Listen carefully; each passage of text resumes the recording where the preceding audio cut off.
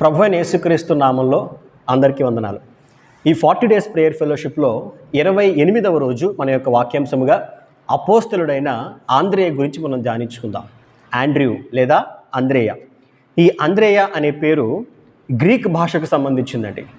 Greek పదమైన Andreas అనే పదం నుండి ఈ యొక్క ఆండ్రూ లేదా అంద్రేయ అనే పదం వచ్చింది. దీని యొక్క అర్థం మ్యాన్లీ ఆర్ బ్రేవ్, అంటే ధైర్యము లేదా ధైర్యవంతుడు అనే అర్థాన్ని ఇస్తుందండి. ఈ అపోస్తలుడైన ఆంద్రేయ యొక్క తండ్రి పేరు యోహాను. ఇతనికి ఒక సహోదరుడు కూడా ఉన్నాడు, ఆయన పేరే పేతురు. ఇంకా మనం డీప్గా చెప్పాలంటే నిజానికి అపోస్తలుడైన పేతురుని యేసుక్రీస్తు ప్రభు దగ్గరికి నడిపించిందే ఈ అంద్రేయ అండి. He was the brother of the apostle Peter. యోహాను సువార్త 1వ అధ్యాయము 40, 41 మరియు 42 మనం చదువుకుందాం. యోహాను మాట విని ఆయనను వెంబడించిన ఇద్దరిలో ఒకడు సీమోను పేతురు యొక్క సహోదరుడైన అంద్రేయ. ఇతడు మొదట తన సహోదరుడైన సీమోను చూచి, చాలండి, మేము మెస్సేయను కనుగొంటిమని అతనితో చెప్పి. ఇక్కడ సీమోను పేతురు యొక్క సహోదరుడైన అంద్రేయ. So he was the brother of apostle Peter. ఇంకా మనం చూస్తే చదవబడినటువంటి ఈ వాక్య భాగంలో ఏదైతే యోహాను సువార్త 1వ అధ్యాయము 40 and 41 మనం చదివాం కదండి, ఈ వాక్య భాగం నుంచి మనం ఏం తెలుసుకోవాలి, అక్కడ ఆంద్రేయ భక్తుడి నుంచి మనం ఏం గ్రహించాలి అని అంటే his love and responsibility towards his brother. అక్కడ 42వ వాక్యం మనం చూసినట్లయితే, యేసు నద్దకు అతన్ని తోడుకుని వచ్చెను. మెస్సయ్య అను మాటకు అభిషిక్తుడని అర్థము. యేసు అతని వైపు చూసి, నీవు యోహాను కుమారుడవైన సీమోనువు, నీవు కేఫా అనబడుదు అని చెప్పెను.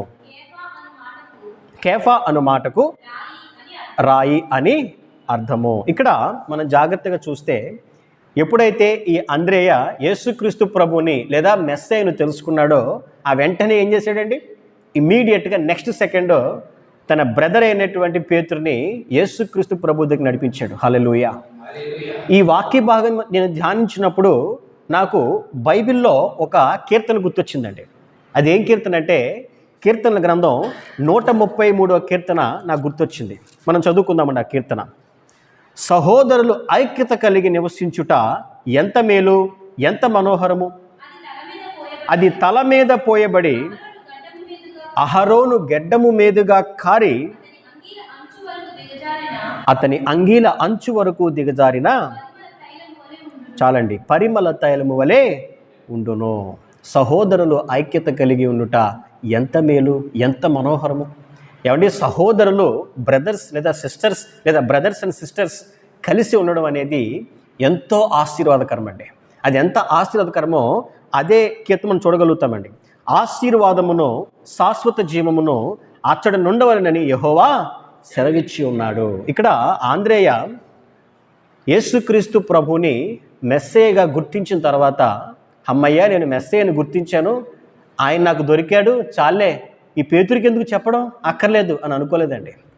నేను ఒక్కడిని దీవించబడితే చాలు, నేను ఒక్కడిని చక్కగా ఎదిగితే చాలు ఆత్మీయంగా, నా బ్రదర్ ఏమైపోతే నాకేంటి, పేతురు యేసుప్రభుని తెలుసుకుంటే ఏంటి, తెలుసుకోకపోతే నాకేంటి అని అనుకోలేదండి.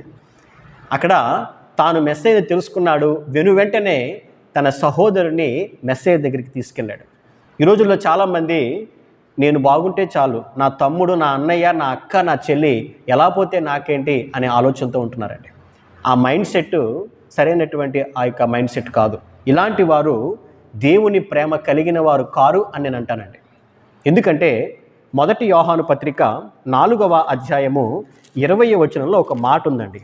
ఆ మాట మనం చదువుకుందాం. 1 యోహాను 4వ అధ్యాయం 20వ వచనం.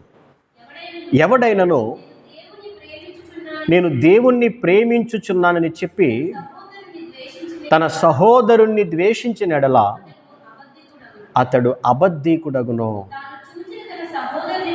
తాను చూచిన తన సహోదరుణ్ణి ప్రేమింపని వాడు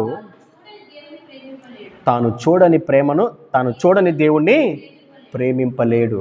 నీ కళ్ళెదురుగుండా ఉన్న నీ సహోదరునే నువ్వు ప్రేమించలేకపోతున్నావే, నీ కళ్ళ ముందు లేని దేవుని నువ్వు ఏ రకంగా ప్రేమిస్తావయ్యా? నువ్వు కేవలము అబద్ధీకుడివి, నీలో దేవుని ప్రేమ లేదని చెప్పి ఈ వాక్యం ద్వారా దేవుడు తెలియజేస్తున్నట్లుగా మనం చూస్తున్నామండి. ఈరోజు ఈ వాక్యం ఉంటున్న ప్రతి ఒక్కరితో దేవుడు మాట్లాడుతున్నాడు. మనం రక్షింపబడ్డాం, మనం యేసుక్రీస్తు ప్రభువుని తెలుసుకున్నాం, ఎంతో సంతోషం. కానీ మన యొక్క అన్న, మన యొక్క అక్క, మన చెల్లి, మన తమ్ముడు రక్షణలో పొందారా? వారు యేసు ప్రభువుని నమ్ముకుంటున్నారా? వారు దేవునిలోకి వచ్చారా అండి? ఏమండి, వారిని ప్రభువులకు నడిపించే బాధ్యత దేవుడు మన మీద పెట్టాడండి. మన మొక్కలు రక్షణ పొందడం, మన మొక్కలు యేసుక్రీస్తు ప్రభువుని నమ్ముకోవడం కాదు, మనతో పాటు మన యొక్క సహోదరులను, మన యొక్క సహోదరులను యేసుక్రీస్తు ప్రభు వైపు మనం నడిపించగలగాలి. జస్ట్ లైక్ ఆండ్రూ, అంద్రేలాగా మనము కూడా నడిపించగలగాలి. హల్లెలూయా. ఇది ఈలో మనం చూడగలిగే మొదటి లక్షణం అండి. రెండవదిగా మనం చూస్తే హిస్ డీప్ గాడ్లీ డిజైర్, అంటే దేవునిపై లేదా దైవికమైన విషయాలపై ఆయనకున్నటువంటి లోతైన ఆసక్తి.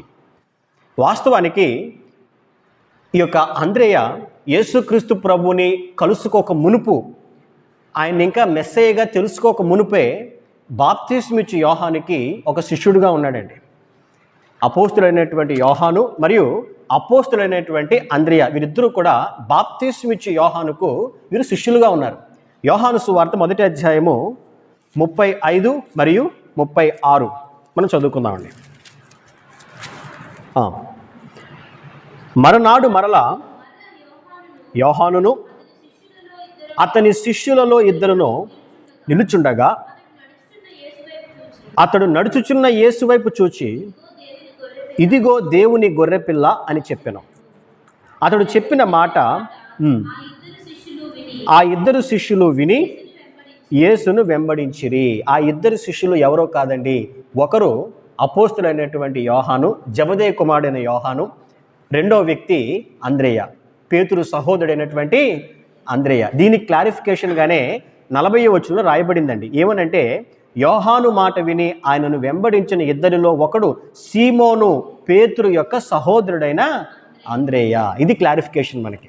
ఇక్కడ మెస్సయ్య ఎవరో తెలుసుకోవాలి అనే ఆసక్తి ఈ భక్తుడైనటువంటి ఆంధ్రలో మనం చూడగలుగుతామండి. అంటే దేవునిపై, దైవికమైన విషయాలపై ఆయనకున్నటువంటి అపారమైన ఆసక్తి.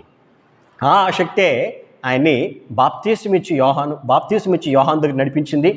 అదే ఆసక్తి బాప్తిస్మిచ్చు యోహాను ద్వారా యేసుక్రీస్తు వైపు నడిపించింది. హల్లెలూయా. సింపుల్గా ఒక ఎగ్జాంపుల్ చెప్తానండి. 2 రకాలు.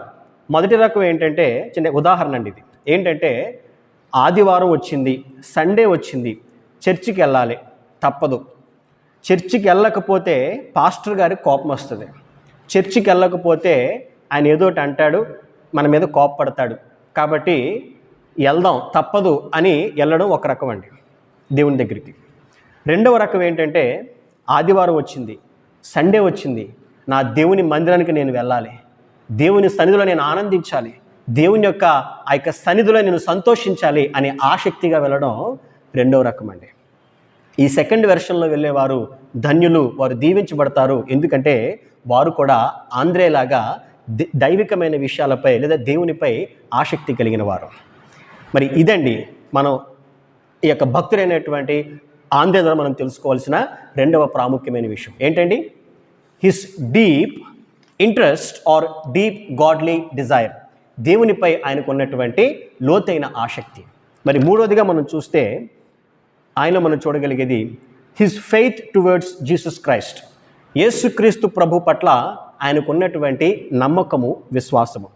యోహాను సువార్త 6వ అధ్యాయము 8, 9 మనం చదువుకుందామండి. యోహాను సువార్త 6వ అధ్యాయము 8 and 9. ఆయన శిష్యులలో ఒకడు అనగా సీమోను పేతురు సహోదరుడైన అంద్రేయ ఇక్కడ ఉన్న ఒక చిన్నవాని యొద్ద 5 యవల రొట్టెలు 2 చిన్న చేపలు ఉన్నవి, కానీ ఇంతమందికి ఏమాత్రమని ఆయనతో అనగా. చాలండి. ఇక్కడ సందర్భం ఏంటంటే, యేసుక్రీస్తు ప్రభు సువార్త ప్రకటిస్తూ ఉంటే తండోపతండాలుగా, ప్రవాహంలాగా జనసమూహం వచ్చేస్తుంది. అక్కడంట 5,000 మంది, లెక్క చూస్తే 5,000 మంది పురుషులు అక్కడ ఉన్నారంటండి.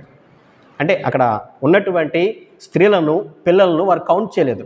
అక్కడ ఉన్నటువంటి పురుషులే కేవలం 5,000 మంది. ఇప్పుడు వారికి ఆహారం పెట్టాలి.